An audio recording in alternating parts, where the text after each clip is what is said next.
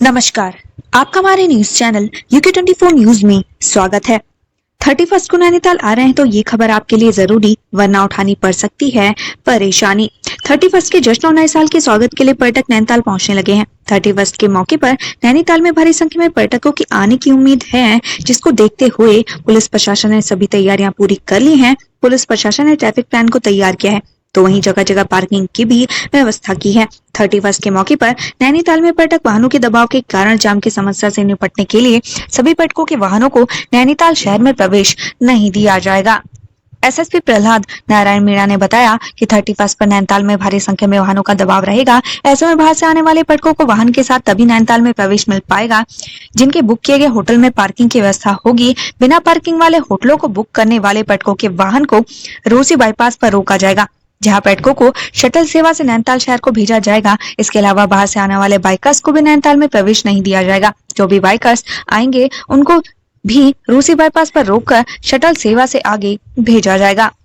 इसके अलावा 31 के मौके पर ड्रिंक एंड ड्राइविंग पर भी विशेष नजर बनाई गई है। नशे की हालत में जो भी व्यक्ति गाड़ी चलाते हुए पाया जाएगा उसका लाइसेंस निरस्त करने के साथ ही मुकदमे भी कार्रवाई की जाएगी। शराब के नशे में उत्पात मचाने वालों पर भी पुलिस की नजर रहेगी। इसके अलावा नैनीताल में ट्रैफिक व्यवस्था और सुरक्षा के मद्देनजर बाहरी जिलों से भी फोर्स मंगाई गई है। ट्रैफिक व्यवस्था को बनाए रखने के लिए ट्रैफिक इंस्पेक्टर के साथ साथ सब इंस्पेक्टर और पुलिस के जवान भी शामिल रहेंगे। रामनगर में खनन निकासी कार्य शुरू, परिवहन विभाग कर रहा वाहनों का सत्यापन। उत्तराखंड की नदियों में इस बार खनन कार्य जोर नहीं पकड़ पाया। हल्द्वानी गौला नदी में खनन के मामले में विरोध प्रदर्शन चल रहा है। इधर रामनगर में खनन कार्य में लगे वाहनों को लेकर सक्रिय हो गया है। रामनगर में वाहनों का सत्यापन कार्य चल रहा है। कारोबारियों के विरोध के बीच खनन कार्य ने पकड़ी रफ्तार। इलेक्ट्रॉनिक कांटों से होगा तौल। हजारों लोगों को रोजगार और सरकार का खजाना भरने वाली गौला नदी और शादा नदी से होने वाले खनन कार्य ने रफ्तार पकड़ ली है। खनन कारोबारियों के हड़ताल के बीच कुछ खनन कारोबारियों ने अपना काम शुरू कर दिया है। प्रभारी प्रबंधक कुमाऊं विकास निगम महेश चंद्र आर्य ने बताया कि गौला, नंधौर और शारदा नदी से खनन कार्य सुचारू हो गया है, जहाँ एक सप्ताह के भीतर में गौला नदी से करीब 75,000 घन मीटर, जबकि शारदा नदी से 250 घन मीटर खनन की निकासी हो चुकी है।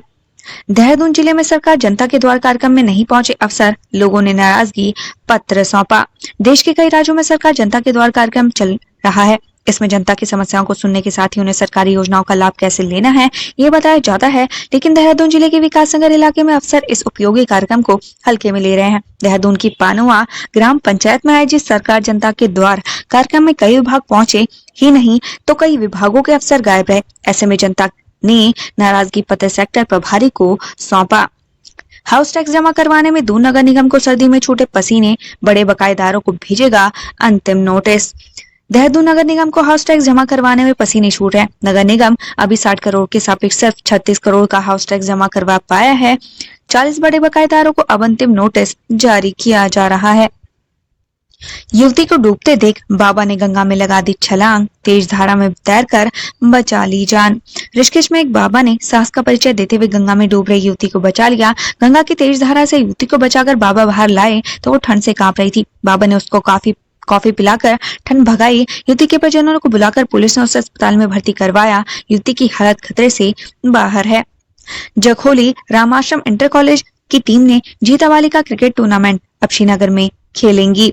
जखोली विकासखंड के खानसौड़ में आयोजित बालिका क्रिकेट प्रतियोगिता का समापन हो गया है। प्रतियोगिता के फाइनल में रामाश्रम इंटर कॉलेज की बालिकाओं ने खिताब पर कब्जा किया।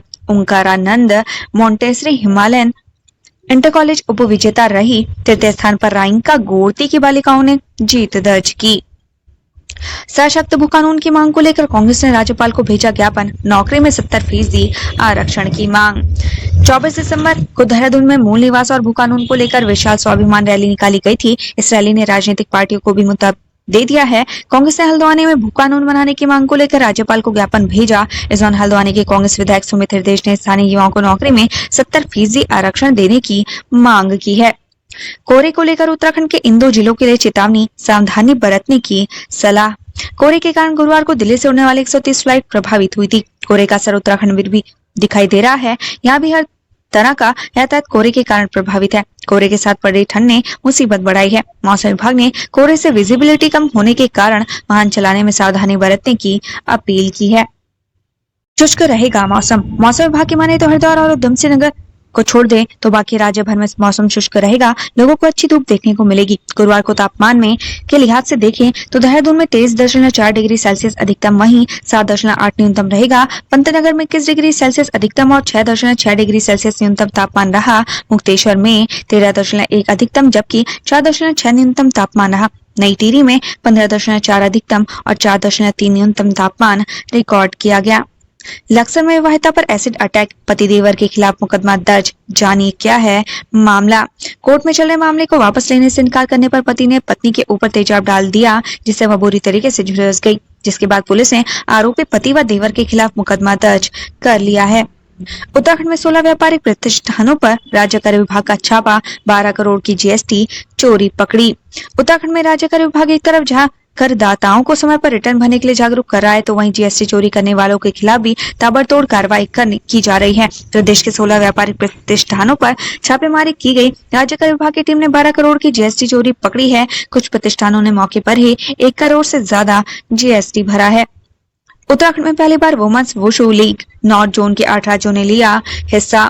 मार्शल आर्ट के एक रूप वुशु को लेकर इन दिनों देहरादून में महिला खिलाड़ियों का जमावड़ा लगा हुआ है। उत्तराखंड में पहली बार खेलो इंडिया वुमेन्स वुशु लीग प्रतियोगिता आयोजित की जा रही है, जिसमें नॉर्थ जोन के 8 राज्यों की महिला खिलाड़ियों ने हिस्सा लिया। 88 छात्रों को करा दिया फर्जी पैरामेडिकल कोर्स, 58 को बांटी डिग्री, 4 साल बाद संचालक गिरफ्तार। हल्द्वानी में फर्जी इंस्टीट्यूट द्वारा 88 छात्रों के भविष्य से खिलवाड़ किया गया।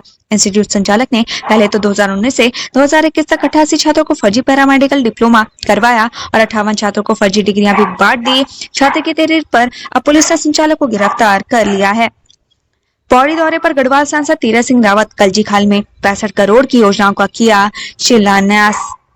गढ़वाल सांसद तीरथ सिंह रावत पौड़ी दौरे पर रहे। तीरथ सिंह रावत ने कलजी खाल में 65 करोड़ की विभिन्न योजनाओं का शिलान्यास किया। इस दौरान गढ़वाल सांसद तीरथ सिंह रावत ने जनता को संबोधित भी किया। कोरोना दस्तक ने बढ़ाई चिंताएं, अलर्ट हुआ दून अस्पताल, सोशल डिस्टेंसिंग की एडवाइजरी जारी। कोरोना के नए वेरिएंट के आने के बाद दून अस्पताल अलर्ट मोड पर आ गया है। दून अस्पताल ने नए साल में सोशल डिस्टेंसिंग का पालन करने की सलाह दी है। इसके साथ ही भीड़भाड़ वाले क्षेत्रों में जाने से परहेज करने के निर्देश भी डॉक्टरों की ओर से दिए जा रहे हैं। गैरसैंण पहुंचा अयोध्या से पूजित अक्षत कलश, नगरवासियों ने किया भव्य स्वागत। अयोध्या से पूजित अक्षत कलश यात्रा गैरसैंण पहुंची, जहां नगरवासियों ने जोरदार स्वागत किया। इस दौरान पूरे नगर में जय श्री राम के जयकारों से क्षेत्र गुंजायमान रहा। ड्रग और एफडीए ने दवा फैक्ट्री पर मारा छापा, जांच के लिए भेजे सैंपल, रिपोर्ट आने तक किया सील। सेलाकुई औद्योगिक क्षेत्र के कैंप रोड स्थित एक दवा कंपनी पर ड्रग कंट्रोल विभाग और फूड एंड ड्रग एडमिनिस्ट्रेशन की टीमें छापेमारी करते हुए फैक्ट्री से मल्टी विटामिन दवा के सैंपल लेने के बाद फैक्ट्री को सील कर दिया। साथ ही सैंपल को जांच के लिए भेज दिया है। जांच में मल्टी विटामिन में दवाओं के सॉल्ट पाए जाते हैं तो कंपनी के खिलाफ कार्रवाई की जाती है। दायित्व दोहरे के मानदेय पर गर्म हुई सियासत, कांग्रेस ने धामी सरकार को घेरा, कहा बीजेपी में नहीं, ऑल इज वेल। उत्तराखंड में दायित्वधारियों को दी गई सौगात पर विपक्ष हमलावर है। कांग्रेस ने दायित्वधारियों को दिए जाने वाले वेतन भत्तों पर धामी सरकार को घेरा है। कांग्रेस ने कहा भाजपा में ऑल इज नॉट वेल है। इसके कारण वोटों को साधने और कार्यकर्ताओं को संतुष्ट करने के लिए उनके लाभ लश्कर में बढ़ोतरी की जा रही है। नए साल को लेकर देहरादून में चुस्त रहेगी सुरक्षा व्यवस्था, चप्पे चप्पे पर पुलिस फोर्स तैनात, होटल रेस्टोरेंट मालिकों को दिशा निर्देश जारी।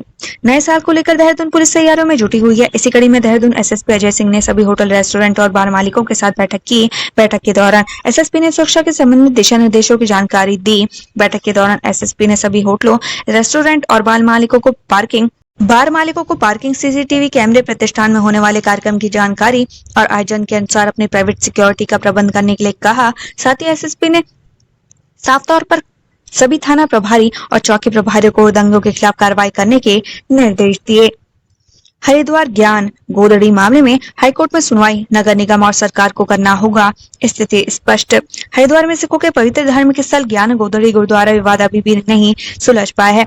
मामला नैनीताल हाईकोर्ट के टेबल पर है। ऐसे में उम्मीद है कि विवाद हल हो सकता है। फिलहाल कोर्ट ने मामले में हरिद्वार नगर निगम और राज्य सरकार से 1 हफ्ते के भीतर स्थिति स्पष्ट करने के निर्देश दिए हैं।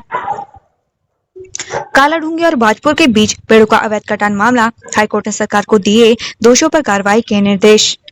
हाईकोर्ट ने कालाढूंगी से बाजपुर के बीच अवैध पेड़ कटान के मामले को सरकार को दोषियों के खिलाफ विभागीय अनुशासनात्मक नियमावली 2003 के अनुसार कार्रवाई करने के निर्देश दिए हैं। काशीपुर में डकैती गिरोह का भांडाफोड़, सरगना सहित 7 शातिर गिरफ्तार, लूटी गई ज्वेलरी भी बरामद। बंधक बनाकर घर में लूटपाट करने वाले गिरोह का काशीपुर पुलिस ने भंडाफोड़ किया है। पुलिस ने हनुमान कॉलोनी काशीपुर के एक घर में बंधक बनाकर लाखों रुपए की ज्वेलरी पर हाथ साफ करने वाले 7 बदमाशों को गिरफ्तार किया है। पुलिस ने आरोपियों से काशीपुर सहित मुरादाबाद से लूटी गई ज्वेलरी भी बरामद की है। इसके अलावा आरोपी से 3 तमंचे और 2 बाइकें भी बरामद की गई है। आरोपियों को कोर्ट में पेश कर जेल भेज दिया गया है। त्यूनी की ओर जा रहा विकासनगर में 300 मीटर गहरी खाई में गिरा, चालक की मौके पर मौत। हरिपुर कोटी इच्छाड़ी मोटर मार्ग पर सड़क दुर्घटना हुआ। यहाँ एक ट्रक अनियंत्रित होकर गहरी खाई में जा गिरा। इस सड़क हादसे में वाहन चालक की मौके पर ही मौत हो गई। ट्रक सरकारी सस्ते गले का खाद्यान्न लेकर विकासनगर से त्यूणी की ओर जा रहा था। काशीपुर में भाजपा प्रदेश संगठन की बड़ी बैठक, लोकसभा चुनाव की रणनीति पर मंथन, विस्तारकों पर भी होगा फैसला। उत्तराखंड भाजपा प्रदेश संगठन की 2 दिवसीय महत्वपूर्ण बैठक हो रही है। इस बैठक का आयोजन काशीपुर में किया जा रहा है। इस बैठक में प्रदेश प्रभारी और सह प्रभारी भी शामिल हो रहे हैं। लोकसभा चुनाव को लेकर सक्रिय हुआ सीईओ, ईवीएम वीवीपैट को लेकर शुरू किया जागरूकता अभियान। 2024 लोकसभा चुनाव के मद्देनजर राजनीतिक पार्टियां दमखम से तैयारी में जुटी हुई हैं। इस क्रम में मुख्य निर्वाचन कार्यालय भी मतदाताओं की सूची को व्यवस्थित करने की कवायद में जुटा हुआ है। इसके साथ ही आम जनता को ईवीएम और वीवीपैट की जानकारी दिए जाने को लेकर प्रदेश के सभी जिलों में जागरूकता अभियान चला रहा है।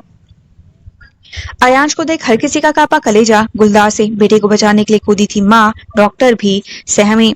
सिंगली गांव में गुलदार का निवाला बने मासूम आयांश के शव की हालत देखकर हर किसी का कलेजा कांप उठा। शव की हालत ऐसी थी कि कोरोनेशन अस्पताल में पोस्टमार्टम करने आई ट्रेनी डॉक्टर भी घबरा गई। ऐसे में मुख्य डॉक्टर को बुलाया गया और पोस्टमार्टम की कार्रवाई पूरी हुई। भले ही वन महकमे ने मुआवजे के तौर पर परिजनों को 1 लाख रुपए का चेक दे दिया हो, लेकिन आयांश की भरपाई नहीं हो सकती।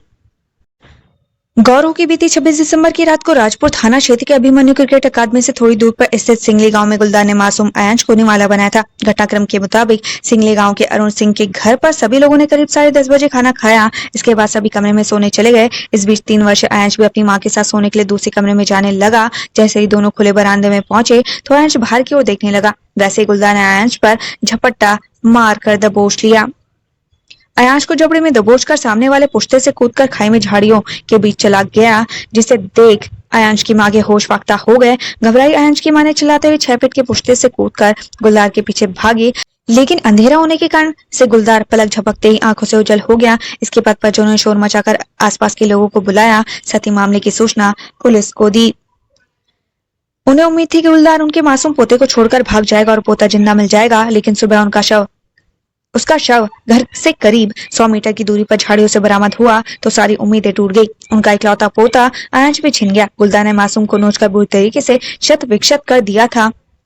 आयांश की हालत देख ट्रेनी डॉक्टर बाहर भागी। आयांश का पूरा चेहरा, दोनों पैर और एक हाथ बुरी तरीके से नोचा हुआ था। आयांश की हालत देखकर हर किसी का कलेजा कांप उठा था। कोरोनेशन अस्पताल के पोस्टमार्टम हाउस में एक ट्रेनी डॉक्टर भी शव की हालत देखकर सहम गई थी और बाहर की तरफ दौड़ पड़ी। काफी देर तक वो घबराई दिखी, जिसके बाद अस्पताल के डॉक्टर प्रताप ने शव का पोस्टमार्टम किया। बाघ ने महिला पर किया हमला, सहेलियों ने जबड़े से खींच बचाई जिंदगी, मुख्यमंत्री ने किया सम्मानित। बाघ के मुंह से साथी को बचाने वाली 2 महिलाओं को मुख्यमंत्री पुष्कर सिंह धाम ने कार्यक्रम के दौरान सम्मानित किया। घटना 26 दिसंबर की सुबह भूम रेंज की जंगल की है। बाघ के हमले से महिला के सर पर 21 टाके आए। महिला खतरे से बाहर है।